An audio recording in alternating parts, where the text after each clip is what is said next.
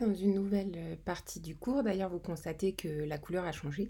On est dans une partie bleue qui traite principalement du tableur. Alors au niveau du programme, nous sommes dans le thème 2, structuration et traitement de l'information, et plus particulièrement sur ce que j'ai appelé le sous-thème 4, c'est-à-dire le tableur. Et ce qui va nous intéresser aujourd'hui, c'est de découvrir la notion de tableur. Alors, le tableur, vous en avez certainement déjà entendu parler. Peut-être que vous avez déjà utilisé Excel de Microsoft ou bien OpenOffice ou LibreOffice Calc, qui sont deux outils. On peut aussi retrouver des outils comme Google Sheets, comme outil proposé par Google dans sa suite. Alors on aura l'occasion d'en reparler et de le découvrir un petit peu plus tard. Ce qui va nous intéresser aujourd'hui, c'est déjà d'expliquer la notion de tableur. Donc un tableur, c'est un progiciel, c'est-à-dire un ensemble de programmes qui va être cohérent.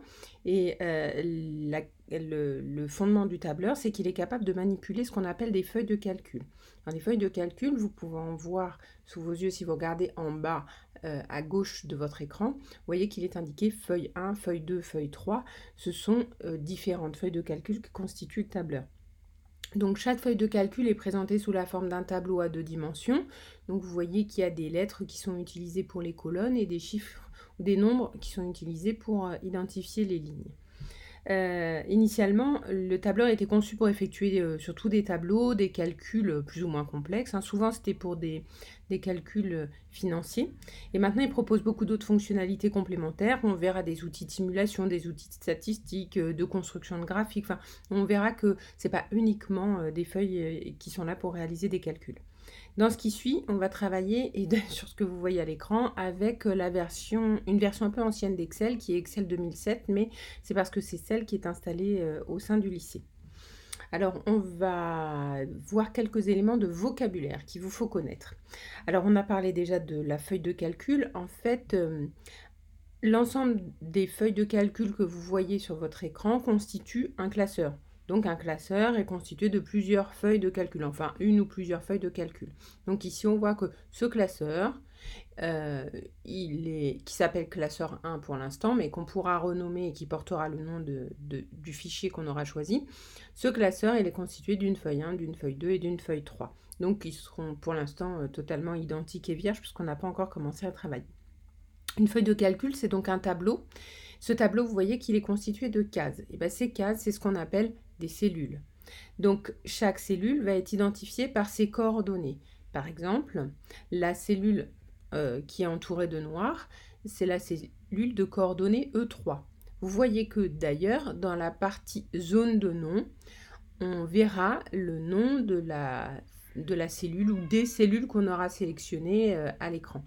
Vous voyez aussi que tout en haut, à gauche, vous avez un outil qui sert à la gestion de fichiers. En fait, classiquement chez Microsoft, ce bouton sert à gérer les fichiers. Donc ça veut dire enregistrer, faire tout un tas d'actions sur le fichier.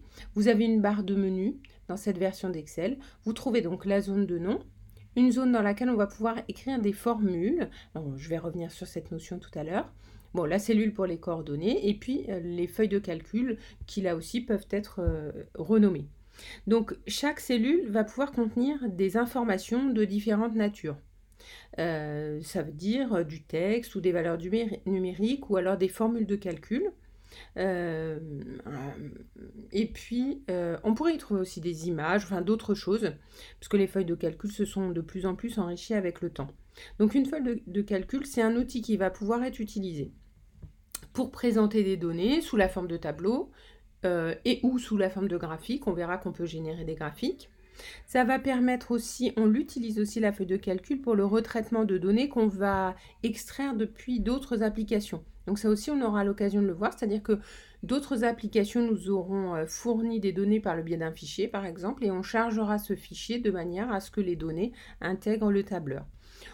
Les feuilles de calcul, elles servent aussi à la création d'applications de productivité de manière à effectuer des traitements de manière automatique. Ça fera aussi partie de notre cours. Et ces feuilles de calcul, elles permettent de faire des simulations de calcul. Et ça, on s'en sert beaucoup dans le domaine comptable.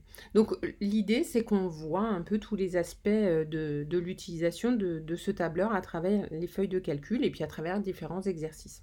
Donc, l'intérêt de cet outil, c'est vraiment la puissance de calcul qui permet la mise à jour instantanée de différentes valeurs de cellules en fonction de formules de calcul qu'on aura positionnées.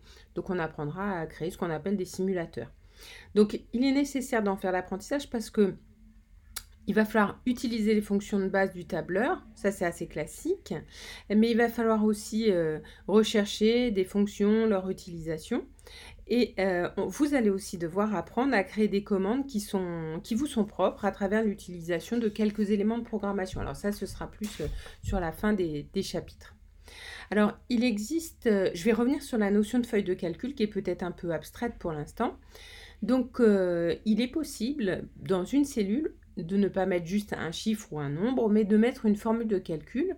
Et ces formules de calcul, elles vont permettre d'établir des liens entre des données qui sont contenues dans diverses cellules d'une feuille de calcul, ou de plusieurs feuilles de calcul d'ailleurs, et elles commencent toujours ces formules par le signe égal.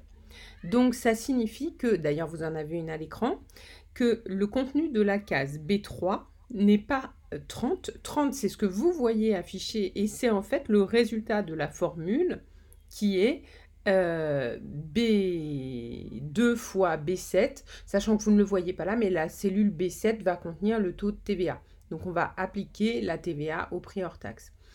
Donc à chaque fois qu'on se positionne sur une cellule, en regardant dans la barre de formule, on va pouvoir voir si c'est une valeur fixe ou bien si c'est une formule qui permet d'afficher le résultat. Donc ce que l'on voit à l'écran, évidemment quelque chose de très intéressant parce que c'est évidemment une formule de calcul assez simple, mais ça vous donne une idée déjà de ce qu'on va pouvoir faire en matière de simulation, parce que vous comprenez que là, il suffit que je modifie le prix hors taxe qui se trouve dans la cellule B2 pour qu'automatiquement, le montant de la TVA soit modifié. Hein, donc, les mises à jour sont automatiques. On parlera de la cellule qui est sélectionnée, donc quand vous cliquez dessus avec votre souris, elle est surlignée en bleu. On appellera ça la cellule active. Donc ce vocabulaire, il faut que vous le connaissiez parce que moi, je vais l'utiliser tout le temps. Et donc une plage de cellules, par exemple, ça aussi c'est un autre terme de vocabulaire, c'est un ensemble de cellules, en général contiguës, et elles se notent par exemple avec le symbole 2 points au milieu. Alors on va trouver par exemple la plage B2 D4 qui sous-entend toutes les cases qui sont comprises entre la cellule B2 et la cellule D4, ce qui pour nous identifie donc, vous voyez, 9 cellules. Ces plages, donc vous voyez qu'on va séparer par 2 points les extrémités en fait, les extrêmes dans les cellules. Vous ne confondez pas avec B2 point virgule D4 qui signifie la cellule B2 et la cellule D4. En aucun cas, ça n'est une plage. Donc il faut faire extrêmement attention quand vous utiliserez le tableur à spécifier, à chaque finalement symbole que vous allez spécifier dans vos formules. Alors, il est possible de manipuler différents types de données au sein du tableur. Je vous ai dit des données numériques. Alors, alphanumérique, ça sous-entend chaîne de caractères, ça on en a déjà parlé. On est capable de manipuler des dates, des heures. Alors, pour les données numériques, vous allez pouvoir les saisir dans les cellules et elles sont en fait reconnues automatiquement. C'est-à-dire, si vous tapez un chiffre ou un nombre, c'est reconnu automatiquement et par défaut. Et vous le verrez d'ailleurs parce que par défaut, elles sont justifiées à droite. C'est-à-dire que tous les chiffres sont calés sur la droite de la cellule. Vous pouvez mettre des nombres réels. Vous les écrivez par contre, les nombres réels, avec des virgules et pas avec des points, comme séparateur entre les unités et les décimales. Il est possible donc d'utiliser des données alphanumériques, ça veut dire du texte, des chiffres, enfin tout ce qui n'a pas vocation à être calculé. Si par exemple vous saisissez un numéro de téléphone, lors de la saisie, peut-être que vous allez mettre des espaces entre les différents chiffres. Et donc par défaut, ce ne sera pas considéré par exemple comme du numérique. Alors sachez que les chaînes de caractères, elles sont automatiquement justifiées sur la gauche, c'est-à-dire tout le texte est calé sur la gauche de la cellule. Si vous souhaitez par exemple qu'une donnée numérique soit considérée comme alphanumérique, on la fera commencer par une cote, hein, juste devant le premier nombre. Et cette cote disparaîtra à l'affichage, mais permettra à Excel de savoir ou au tableur d'ailleurs, de savoir qu'il ne s'agit pas de quelque chose qui doit être considéré comme du numérique. D'ailleurs, vous pouvez vous en rendre compte parce que elle sera automatiquement justifiée sur la gauche comme du texte. Alors les dates, les dates, elles sont considérées comme du numérique et elles doivent être saisies en utilisant le séparateur slash, c'est-à-dire une barre oblique. Et puis, il y a différents formats de dates qui sont reconnus. Là aussi, nous aurons l'occasion de le voir. Quant aux heures, les heures, elles doivent être utilisées vous devez les spécifier en utilisant le caractère de point pour séparer les heures des minutes et éventuellement des secondes. Un autre point extrêmement important de vocabulaire, c'est que chaque cellule, on va utiliser à travers le tableur ce qu'on appelle le référencement. Et le référencement, ça veut dire qu'on va faire référence à une ou plusieurs cellules. Alors, il existe deux types de référencement. Le référencement on appelle ça une référence relative. Ça va correspondre à la coordonnée de la cellule. Donc, vous avez compris, ligne colonne, hein, mais exprimée à partir de la cellule active. Donc, quand on va recopier la cellule active, toutes les références vont suivre. La référence absolue, elle spécifie une adresse exacte qui sera invariable. Pour l'utiliser, pour pouvoir la spécifier, on précisera le symbole $, soit devant la ligne, soit devant la colonne, ce qui fait qu'en copiant la cellule en question, dans une formule par exemple, cette formule ne changera pas. Quel que soit l'endroit où vous allez le spécifier. Alors ce référencement, on va avoir l'occasion de le voir très vite dans les premiers TD. Alors, la modélisation d'une feuille de calcul se fait de la manière suivante. Modèle, c'est quelque chose qu'on a déjà employé dans un autre chapitre, on l'a vu il y a peu. La question à laquelle on va essayer de répondre, c'est comment le tableur il va permettre de modéliser des situations décisionnelles. Donc des situations où on doit prendre des décisions. Donc, quand on va concevoir un modèle à l'aide du tableur, ça veut dire qu'on va essayer de le réaliser, c'est-à-dire de le faire fonctionner, de le valider. On va prendre un exemple. Vous souhaitez mettre en place la structure d'une facture, par exemple.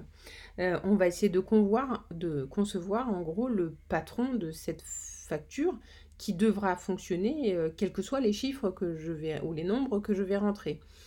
Donc la structure devra être la même et les formules devront s'appliquer, quels que soient les chiffres, par exemple, du nombre de produits choisis, du type de produit choisi. Donc l'idée, c'est de faire évoluer les choses et surtout, une fois qu'on conçoit le modèle, de pouvoir le tester. Donc on va réaliser ce modèle, on va le valider, puis après on va le rendre exploitable, c'est-à-dire utilisable par une autre personne que celui qui l'a conçu et qui l'a créé. Donc le modèle qu'on crée, ça devient ce qu'on appelle un moteur de simulation. Un moteur de simulation, c'est-à-dire quelque chose qui est capable de reproduire automatiquement des calculs. Donc il y aura à l'intérieur un recalcul automatique. Imaginez qu'à l'intérieur du tableur, j'ai réalisé par exemple le modèle d'une facture. Il suffira que je change le nombre de produits à facturer pour qu'automatiquement, par exemple, le calcul du montant à payer se réévalue. Donc l'intérêt, c'est qu'il y a un recalcul automatique de l'ensemble des cellules qui sont impactées par un changement. Ce moteur de simulation, il est aussi capable de lier fonctionnellement les cellules des feuilles entre elles. C'est-à-dire que l'utilisateur va pouvoir rentrer comme valeur d'une cellule non pas une constante, c'est-à-dire une valeur fixe, mais une fonction. Et ça, c'est ce qu'on verra par la suite. Les premières formules, on va les utiliser très vite, et les premières fonctions. Donc dans un tableur, le moteur de simulation, il est chargé de calculer, alors calculer au sens large du terme, des résultats. Ça veut dire utiliser des paramètres que les utilisateurs ont saisis. Pour une situation par exemple particulière, vous êtes en train d'établir la facture du client du pont et du coup vous êtes en train de rentrer les différents produits que vous voulez lui facturer. Et puis on peut tenir compte aussi dans ce moteur de simulation des paramètres environnementaux, c'est-à-dire des valeurs vous pouvez y placer des valeurs qui sont communes à tous les utilisateurs et à tout le monde, par exemple des taux de TVA. Voilà, donc nous allons devoir respecter un certain nombre de règles de calcul quand on va démarrer dans la conception d'un modèle. Donc l'idée, c'est de regarder, d'examiner, ce que l'on souhaite mettre en place, de distinguer ce qui va être modifié de ce qui ne doit pas être modifié. Donc ce qui serait des valeurs fixes et puis des valeurs, qui nécessiteraient de mettre en place des formules de calcul. On va enregistrer différentes feuilles, enfin une ou plusieurs feuilles de calcul. On nommera ou renommera les feuilles de calcul pour qu'elles soient extrêmement clairement identifiées, surtout si on en utilise plusieurs dans le classeur. On distinguera aussi différentes zones, on pourra mettre en forme, on pourra ajouter des cadres, on pourra spécifier des zones particulières, et puis on pourra éventuellement y mettre des commentaires. Donc tout ce qu'on va mettre en place à l'intérieur des différentes feuilles de calcul va nous aider à pouvoir, par exemple, créer un modèle et le donner à plusieurs utilisateurs. Par exemple, vous concevez le modèle d'une facture et vous les donnez aux différents collaborateurs qui peuvent être amenés à l'utiliser. Donc quand on va réaliser un modèle sur un tableur, il va s'agir de mettre en place des règles de calcul dans le moteur de simulation. Puis vous verrez, parfois, ça va donner lieu à des erreurs que vous verrez apparaître parce que vous aurez un petit symbole dièse qui apparaîtra dans le résultat de la cellule, surtout quand vous appliquez des formules. Et ce symbole dièse, finalement, ce sera signe d'une potentielle erreur. Alors ça aussi, on apprendra disons, à résoudre les éventuels problèmes. Je parle de problèmes au sens large, parce que ce ne sont pas toujours. Et puis, on testera toujours notre modèle. Donc l'idée, c'est de concevoir une feuille de calcul, un modèle selon le cahier des charges que je vous aurai donné, de valider ce modèle et de le rendre exploitable. Ça veut dire potentiellement de pouvoir le fournir à un autre utilisateur, donc de créer ce qu'on appelle un produit fini. Et ce produit fini, c'est ce que dans le domaine informatique on appelle un livrable. Un livrable, c'est quelque chose qu'on est en capacité de livrer à des utilisateurs. L'idée, c'est de voir l'utilisateur comme un client à qui vous livrez un produit. Et donc, la première cible du livrable, c'est l'utilisateur futur du modèle.